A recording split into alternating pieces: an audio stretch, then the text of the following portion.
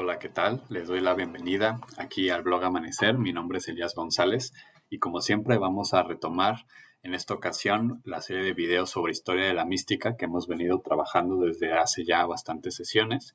Últimamente vamos a estar revisando lo que es la mística del siglo XIV en distintas geografías, escuelas y cosas por el estilo. Antes ya habíamos revisado lo que se le ha llamado la mística renano-flamenca, el maestro Eckhart, Suso, Taulero, Riesburg, etc. Y ahora vamos a movernos un poco de geografía hacia la mística inglesa. Antes de hablar sobre algunos personajes siguiendo el libro de historia de la mística de Hilda Graeff, quisiera pues dar como algunas connotaciones, algún contexto e incluso disculparme en lo personal porque es una mística, un ámbito de la mística en la que yo no he profundizado mucho. Lo que vamos a revisar son lo que la propia Hilda abarca en su texto, que son básicamente Ricardo Roll, La nube del no saber, Walter Hilton y Juliana de Norwich. La nube del no saber y Juliana de Norwich sí que me he metido más, sobre todo la nube del no saber. Ahorita lo mencionaré ya que abordemos este texto. Pero, por ejemplo, de Ricardo Roll y de Walter Hilton, la verdad es que, pues, básicamente nada. Y en ese sentido, pues, será, digamos, parte de mi propia ignorancia la que se vea plasmada en este video. Sin embargo, pues trataré de sacar algunas líneas propias de lo que dice Hilda. Más allá de eso, también se me hace como importante reflexionar, no solamente mi caso, sino que en general, pues a excepción de gente que ya se ha dedicado a un estudio más sistemático y erudito de no solamente de la mística inglesa, sino de la mística en general, pues a lo mejor sí sabe mucho de estos pensadores y de otros místicos y místicas inglesas. Sin embargo, sí me parece como importante mencionar un poco del contexto. Ustedes saben, pues, dónde está situada Inglaterra, dónde surgió el cristianismo. En realidad, pues, es el otro, o era el otro polo opuesto del Imperio Romano. Y en ese sentido, pues, tardó, ¿no?, sus buenos años en permear evangélicamente la isla o las islas que hoy le llaman Gran Bretaña, Inglaterra, Escocia, toda esta parte. E incluso, pues, después hubo invasiones que sumaron a la pérdida del Imperio Romano de este territorio, etcétera, etcétera, ¿no? Entonces estamos hablando de un ambiente cristianamente complejo durante los primeros siglos y digamos, mientras estaba construyendo todo el ambiente de la mística y de la teología también en Inglaterra, porque sí que hubo personajes importantes que surgieron de allí, que incluso iban allá a enseñar, porque sí tenía, por ejemplo, Oxford, ¿no? Cambridge, que son pues centros universitarios pues medievales ya de siglos de existencia. Pues ustedes saben que también a partir de la Reforma Luterana, posteriormente, la Iglesia de Inglaterra se separa, ¿no? A partir de Enrique VIII, ustedes saben la historia, se crea una iglesia nacional, que es la iglesia anglicana o episcopal, y pues justamente ya pues ahí es cuando de cierta manera pues también quienes hemos sido educados o tenemos un poco más de cercanía a la mística cristiana pero de talante católica, pues por eso de pronto pareciera que nos perdemos a los místicos ingleses, pero también es cierto que esto sucede más con el protestantismo, sobre todo con el luteranismo y estas otras tradiciones, donde siempre desde un inicio fueron un poco eh, pues bastante cautelosos y escépticos en torno a la mística, si bien el propio Lutero admiraba a muchos místicos cristianos previos a la Reforma Luterana, el luteranismo y en general la Reforma y los protestantes durante muchos siglos pues de mística muy poco. Y en ese sentido tenía que ver también con el hecho de que no hay o no había órdenes monacales en el luteranismo, aunque curiosamente, por ejemplo, sí hay un ala de cistercienses que son protestantes y que se relacionan muy bien con los cistercienses católicos, pero en general, digamos, parte de la reforma tiene que ver con que ya no hay órdenes como en la Iglesia Católica.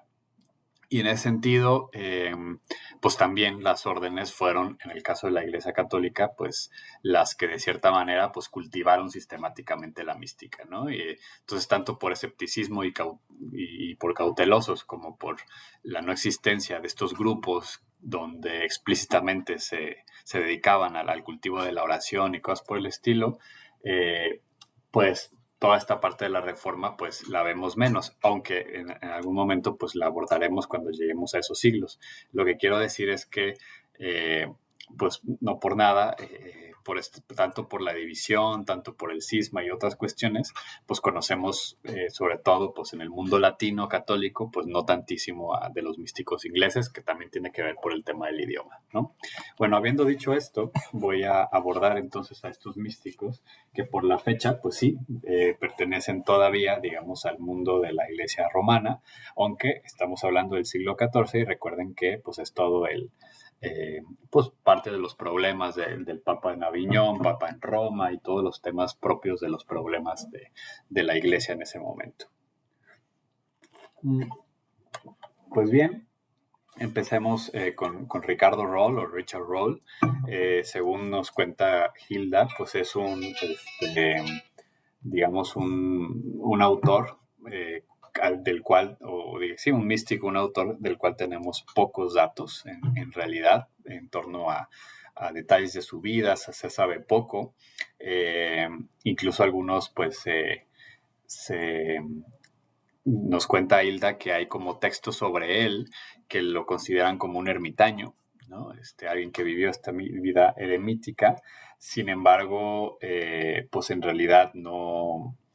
También, pues más bien, hay otras fuentes que más bien hablan de él como director espiritual, como canónigo, eh, como predicador. Entonces, en realidad no se sabe tantísimo.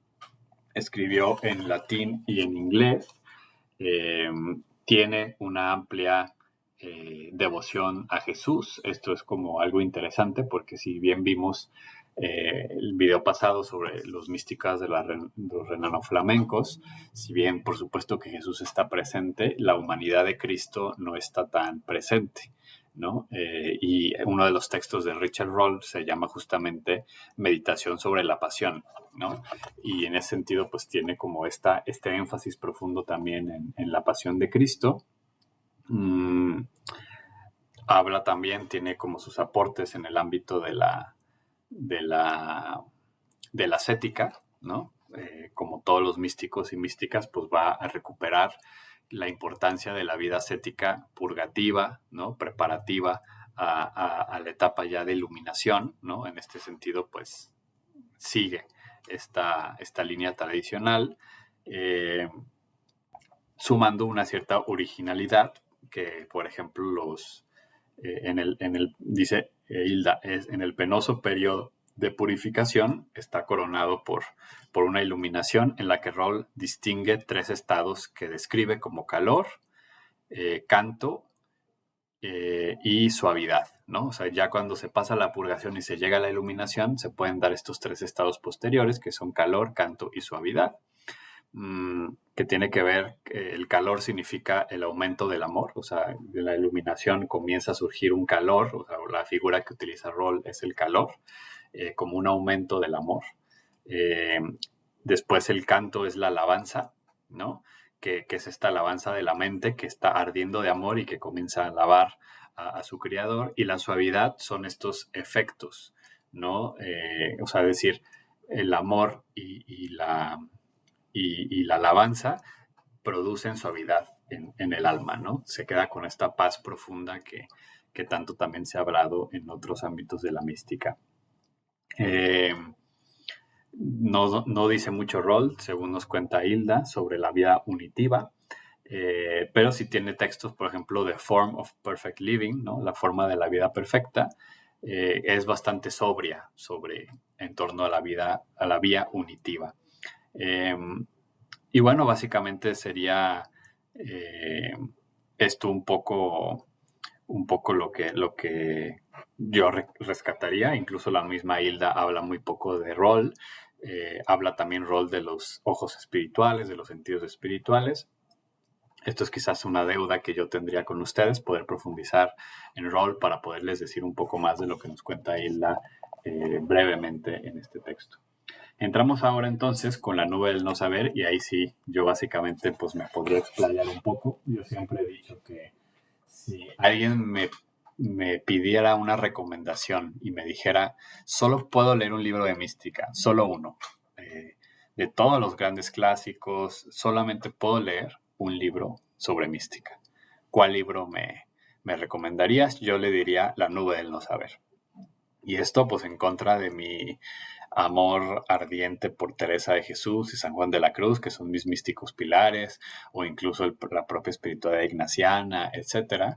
Y es que para mí la nube del no saber es tan pedagógica y tan profunda.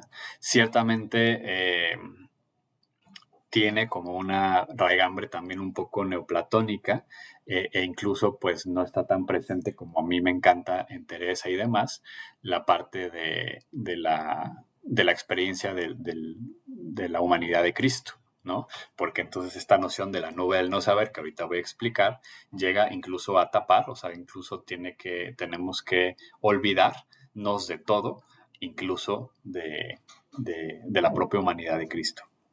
Bien, no se sabe a ciencia cierta quién es el autor o la autora de La nube del no saber.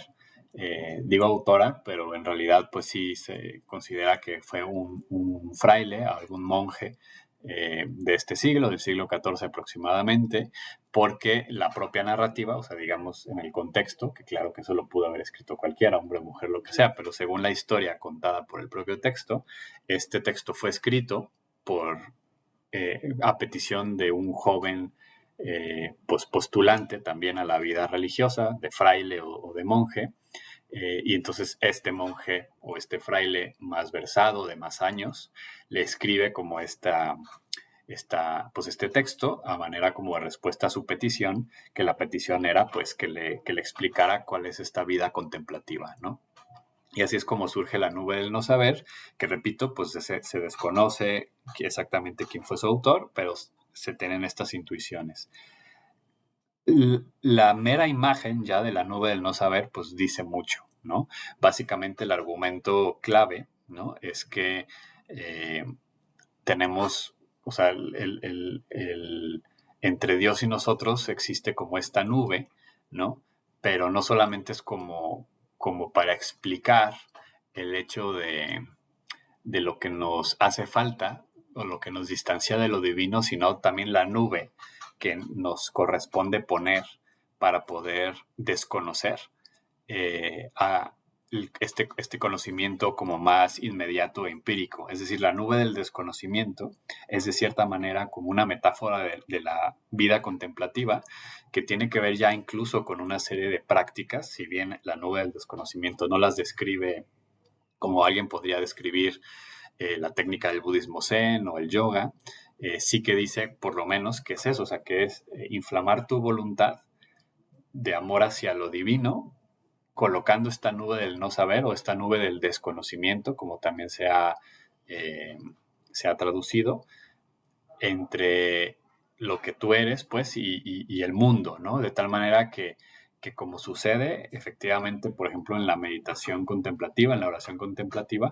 cualquier tipo de pensamiento, recuerdo, emoción, la dejas pasar, la desconoces, o sea, cuando desconoces, pues me refiero, no te clavas en ella, no la muerdes en este sentido de te la apropias, no generas apego ni aversión tampoco la rechazas, simplemente la dejas pasar como estas nubes en la meditación, ¿no? Entonces, en realidad es muy bello, el libro es fantástico, un lenguaje muy sencillo, incluso con profundidades, ¿no? A mí recuerdo que una de las partes que me encanta es cuando critica como a la gente que se toma literalmente ciertas expresiones en la práctica espiritual, como por ejemplo cuando dice, bueno, pues eleva tu alma, dice, no es que no significa que entonces tengas que corporalmente subirte, ¿no?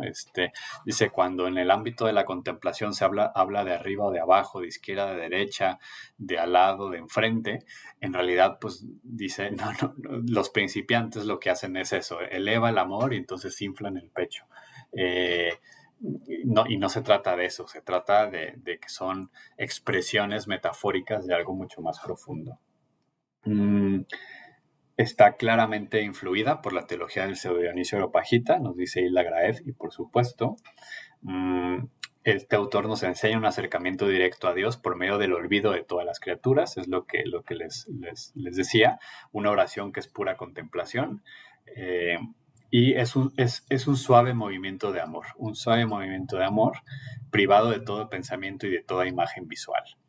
Esta renuncia a toda imagen y a todo concepto es lo que se llama la nube del desconocimiento o esta ignorancia, pero esta ignorancia que es de mucha sabiduría, como posteriormente llamará Nicolás de Cusa la docta ignorancia, porque es justamente este desconocimiento de todo lo que no es Dios, desconocer, ignorar todo lo que no es Dios para llegar a Dios, ¿no? Que es básicamente, repito, pues la técnica de la oración contemplativa y de la meditación, ¿no? Se trata de ocuparnos únicamente del intento de amar, de llevar la voluntad hacia Dios. De llevar la voluntad hacia Dios, de eso se trata como esta obra, ¿no? Eh, Dice el autor inglés, insiste con ahínco en que esta nube entre Dios y el hombre persiste durante toda la vida terrena, por alto que suba el místico, porque es la mejor y la parte más santa de la contemplación que se puede alcanzar en esta vida, ¿no? Entonces esta nube es, y la obra en general de la nube del no saber es como un texto de ejemplo de la mística apofática que ya mencionábamos en otro de los videos. Mm.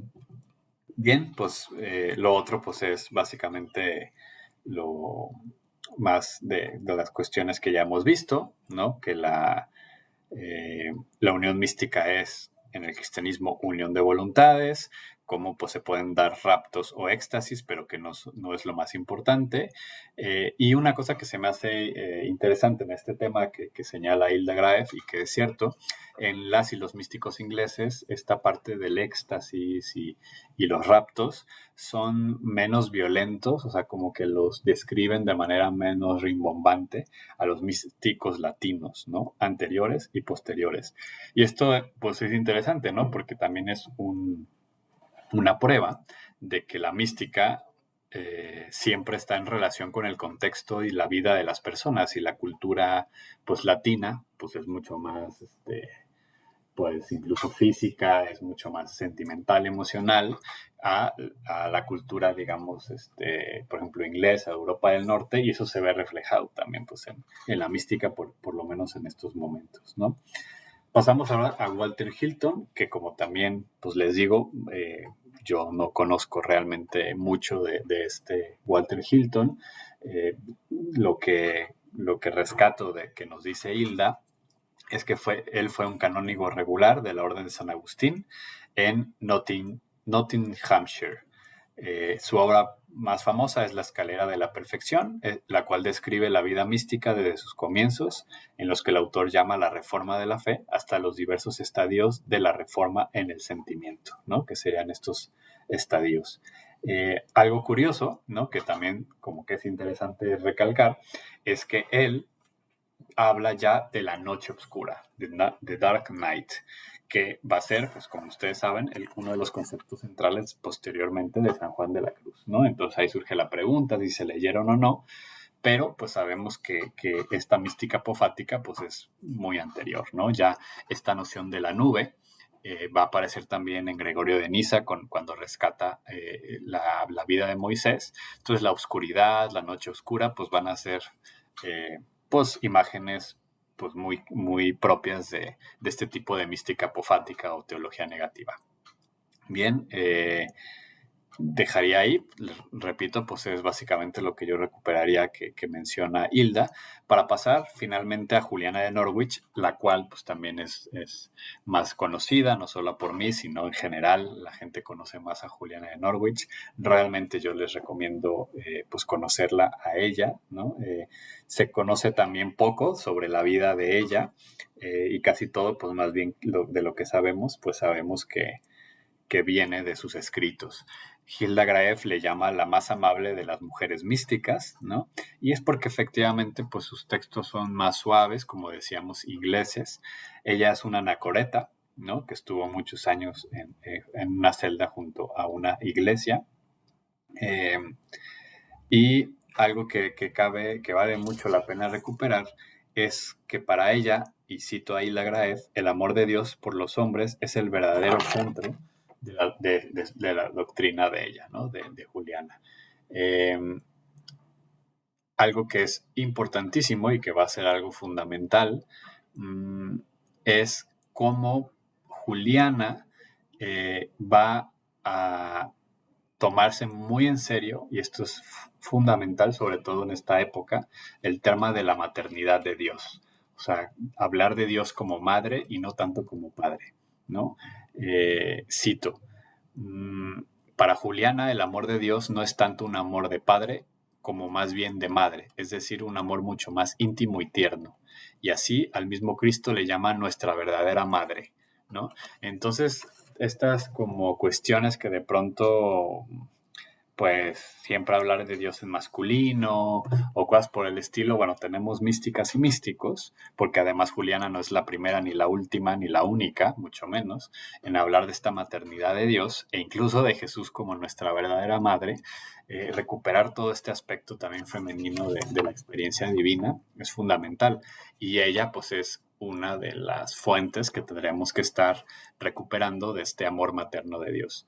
El Cito otra vez a Hilda, el tema del amor de madre lo desarrolla de muy diversas maneras y digamos, él, o sea, Dios, es nuestra madre por naturaleza y nuestra madre por gracia. Él nos alimenta con su mismo ser en el Santísimo Sacramento como una madre alimenta a sus hijos, ¿no? Aquí está hablando más bien de Jesús, ¿no? Este Jesús que es madre porque nos alimenta como la madre que alimenta a sus hijos. Esta concepción de Dios como una madre amante nos explica también por qué Juliana encuentra tan difícil entender que Dios haya permitido el pecado y creer por consiguiente en el castigo eterno del infierno, ¿no? Era como esta duda, y además de que tiene toda la lógica y hoy a lo mejor pues lo tenemos muy claro, ¿no? Muchas personas, pues que, o sea, esa noción del castigo, y por un lado te están hablando de un Dios todo amor, profundamente amoroso, y por otro lado de la existencia del infierno, pues básicamente pues para muchos es una contradicción, y eso lo vive, ¿no? Juliana de Norwich, incluso después de haber tenido pues experiencias donde Jesús le decía, y cito, era necesario que existiera el pecado, pero todo saldrá bien, y todo saldrá bien, y todas las cosas acabarán bien, ¿no? Aún así, ella siguió con todo esto y fue de los grandes temas de su vida. Pues bien, esto es en pocas palabras, como siempre, intentamos ser muy concisos. Esta mística inglesa recuperaría eso, una mística con menos niveles de éxtasis y raptos, y más bien una mística más suave, pero que tiene muchísimo que aportar, particularmente, y claro, esto es mi sesgo personal, La nube del no saber y Juliana de Norwich vale mucho la pena que recuperemos a esas dos. Pues muy bien, un saludo, repito, mi nombre es Elías González, este fue un video de parte del blog Amanecer dentro del programa que tenemos de videos en torno a la historia de la mística. Ojalá les guste, les invitamos a que dejen sus comentarios, sus preguntas, que se suscriban a nuestro canal y que compartan este video. Muchas gracias y nos vemos pronto.